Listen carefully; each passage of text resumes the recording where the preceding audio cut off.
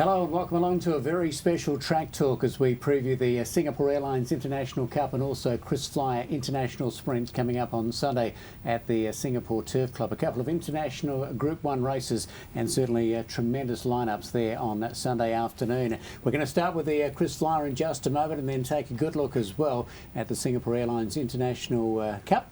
Larry Foley and Matt Jones join me. Matt, this is a really big day on the calendar and terrific fields this year. Yeah, it looks as though the Cup's probably the strongest one we've had in a decade or so, and maybe the strongest ever. Terrific lineup here with the likes of the Hong Kong horses who have drawn particularly well, Military Attack and Dan Excel. And I think they'll both be pace influence as well, particularly Dan Excel. But the likes of the horse coming from France, Pastorius, or the German horse coming through the Prix Garnet in France, of course, he ran behind Frankel over there in England as well. Just such a nice, even lineup. And with all the talk about the internationals, probably what's been forgotten is we've got a very good mare over here, a 4-year-old, who's won some of our biggest races here in the last 12 months. Her name is Better Life. Where she's going to measure up in the home straight, no one knows, but she's a terrific horse and probably the best hope we've had, the best horse we've thrown at this race for quite some time. But she does take on an exceptionally strong lineup, doesn't she? She does indeed, Better Life. Now we've got Larry Foley from KranjiRacing.com. Big meeting to make your debut on Track Talk, Larry.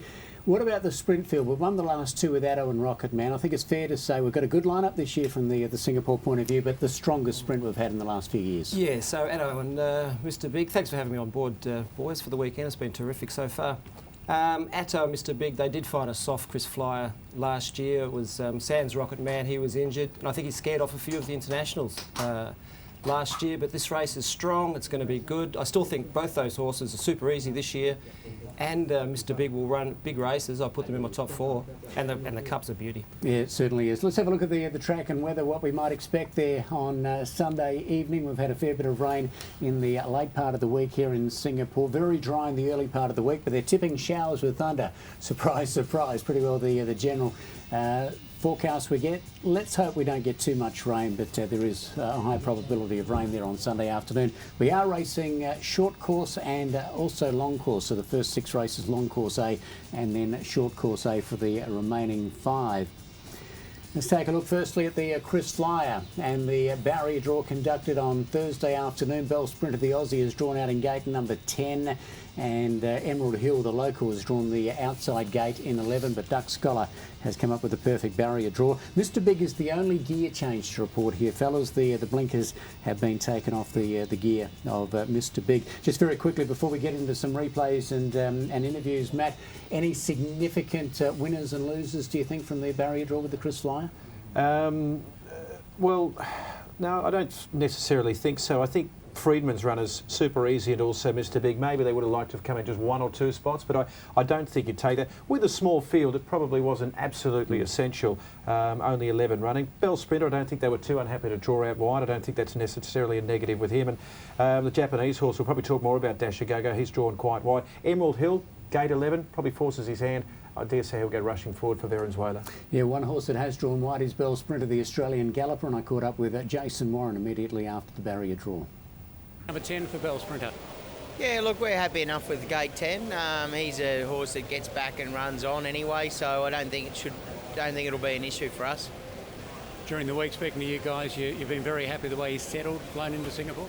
Yeah, look, we couldn't be happier. He's travelled well, he's eaten well and drank well since arriving, and his weight's right where it was, leading into the Galaxy, and which was his career best win. So I couldn't be happy with him.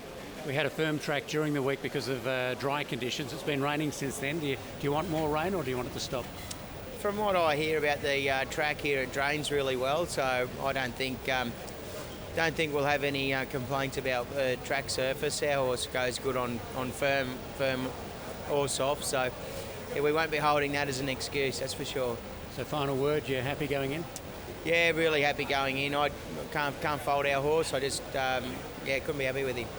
Jason Warren, the trainer of Bell Sprinter, and Matthew, he has come up with the wide draw, but he does come here in red hot form. His runs in Australia were terrific. Yeah, and the Australian sprint form has to stand up, doesn't it? A horse who won the Galaxy at Rose Hill, 3rd to Black Caviar last time, and obviously a terrific horse, Bell Sprinter. The Australian form is going to stand up wherever the sprinters go around the world, and I think Bell Sprinter is going to run a huge race here. Hugh Bowman to ride the horse. Here he is going through some track work. What have we seen from him through the course of the week? Has he done too much on the training track? Not a lot from what I've seen. Certainly Tuesday and Wednesday, Larry, not a lot. He did a little bit quicker on Thursday morning, coming out wide on the poly track on Thursday. But this win in the Galaxy, Larry, was an enormous performance. It was enormous, and the fact that he wins this going away, wins it quite comfortably. Obviously, a lot of his form, he raced against Black Caviar, placed behind her. She makes good horses look silly, so a placing behind her is no disgrace. This win's super. I mean, if it brings this form, it wins. Yeah. Just speaking to them too, they weren't too unhappy with the wide barrier draw. I think it's got to be a little negative, but they were quite happy with it. Just having a look at that replay, there were more than 11 runners in that race, and it went straight past them in no time at all. So, as Larry says, if it reproduced something like that, it's going to take an enormous performance from one of the other rivals to actually to beat Bell Sprinter. For sure. Now, Lucky 9 is down from Hong Kong. Probably fair to say his last couple of runs up there haven't been great, but he has excuses. He pulled up with blood in the trachea, I think, at his last start. Really good racehorses we've seen over a few seasons up there. And Casper Found's a terrific trainer, young trainer, knows how to travel. He goes to Japan, he takes his horses everywhere, and he's been here for the last few years, certainly since I've been involved. And so you know the horse is going to be cherry ripe. It's probably the best horse in the race, but just whether it's a little bit of give out the ground wouldn't hurt. But and the Hong Kong sprint form, is that going to hold up this year? I think it probably will, and as we've seen, Matt, Japanese sprint racing is as good as it gets, and this guy probably should have won a couple of races over in Japan. I don't think there's any question about the form standing up. I think the only question with him is that since he won the Chairman's Sprint, that was 3 starts ago, he's had a couple of runs and not finished in the first 3. It's just how the welfare of the horse is going, but he had, I think, a really smart gallop before coming over here, and Casper Found's made the decision after he finished 7th last time. That wasn't his best. If he produces anything like his best, he's a 4-time Group 1 winner, let's not forget, one of the best horses in the race, and it's just a matter of him showing up. I think his best form will hold him in very good stead. I think it will. Now, Mr. Big, I'm going to mark him down as the best of the locals. We'll probably debate that very soon, but he's going to be ridden by top Sydney jockey and Corey Brown. You're drawn a little bit wide there in the 7. What's the reaction to the barrier draw? I wasn't actually too unhappy with the draw. The horse is obviously a front-running horse. He's had blinkers on his last 2 starts. One being over in Dubai and the last in the Lion City Cup. And he went a little bit aggressive for me in the Lion City Cup, being 1200. So Michael's opted to take the blinkers off this time out. I don't think the barrier's a concern. I mean, he's a front-running horse. He'll be right near the speed. If they happen to go really fast, he might pop in just behind the speed. But if he doesn't lead, he'll be outside the leader.